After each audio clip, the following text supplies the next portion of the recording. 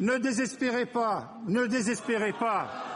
Rien n'est fini, rien n'est fini. D'autres solutions existent. Nous saurons, en leur temps, les mettre avec vous en œuvre.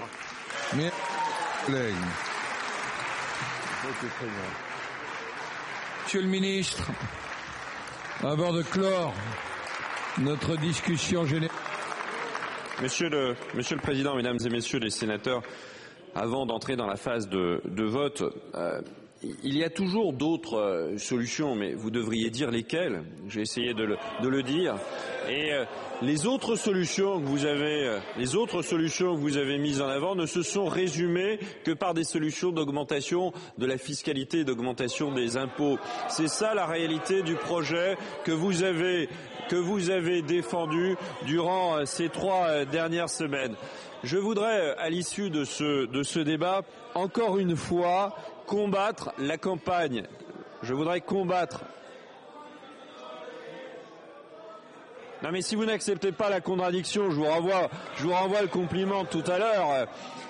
Donc je voudrais encore une fois, au-delà des éléments de langage du Parti socialiste, combattre la campagne de désinformation que vous avez mise en place. La réforme que nous vous avons présentée est le fruit d'un long dialogue social. C'est une réforme qui est le fruit de discussions sur tous les sujets avec l'ensemble des acteurs de la société française, que ce soit les partis politiques ou que ce soit les partenaires sociaux. Nous avons pris en compte l'ensemble de ce qui s'est dit sur la réforme. Deuxième point, la réforme est efficace. La réforme assure le financement de nos régimes de retraite à partir de 2018 et elle assure le financement des déficits jusqu'à 2018. C'est ça la réalité des choses. Et une réforme qui assure le financement de nos régimes de retraite est par nature une réforme juste. Car la première des injustices, c'est de financer les retraites sur du vent ou sur du sable. Nous ferons une réforme efficace. Et puis la réforme que nous vous présentons, elle est évidemment juste. Alors il suffit pas d'avoir ce beau mot à la bouche. Il faut au contraire le prouver. Et nous le prouvons. Cette réforme, elle est complète et elle est juste.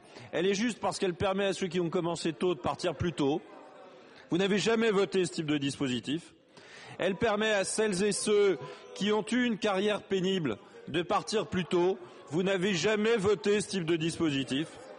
Elle permet aux femmes qui ont moins de trimestres que les hommes de pouvoir partir plus tôt et d'avoir une retraite à taux plein plus tôt que les autres de nos citoyens. Vous n'avez jamais voté ce type de mesure. Elle permet aussi à ceux qui sont ou travailleurs handicapés ou au contraire sont des aidants de personnes handicapées de pouvoir partir plus tôt et vous n'avez jamais non plus pris la moindre mesure dans ce domaine-là. Oui, cette réforme est juste et nous le prouvons. Enfin, la réforme ne ferme pas le débat. Et s'il vous plaît, on a écouté Jacky Lemaine en silence. Ses propos ne nous plaisaient pas. Soyez polis, écoutez le ministre. Votre conduite est indigne. Écoutez le ministre. Soyons moins polis. Je remarque que sur les débats importants, la gauche perd toujours son sang-froid. Je remarque aussi que la gauche est incapable d'accepter la moindre contradiction. Vous êtes toujours favorable au débat, mais vous n'êtes jamais favorable à la contradiction. Il faudra résoudre ce paradoxe. Enfin, dernier point, Dernier point, nous ne fermons pas le débat. Et ça a été un point important de cette discussion. Nous disons qu'à partir de 2013, nous pouvons, au fond, continuer à réfléchir à cette réforme systémique, à cette réforme par points. C'est quelque chose d'important. Je ne sais pas si c'est opportun ou pas.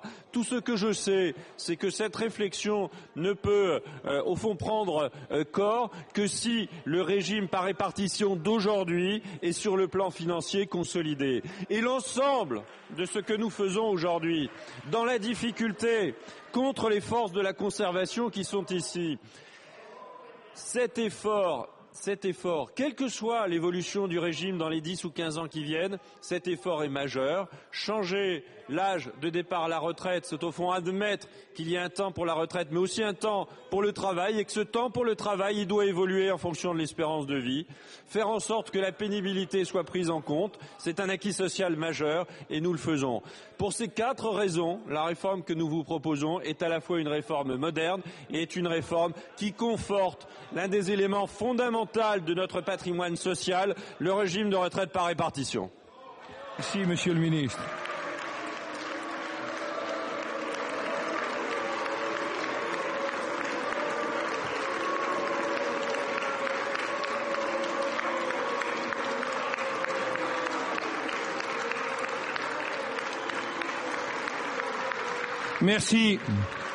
Merci, Monsieur le Ministre.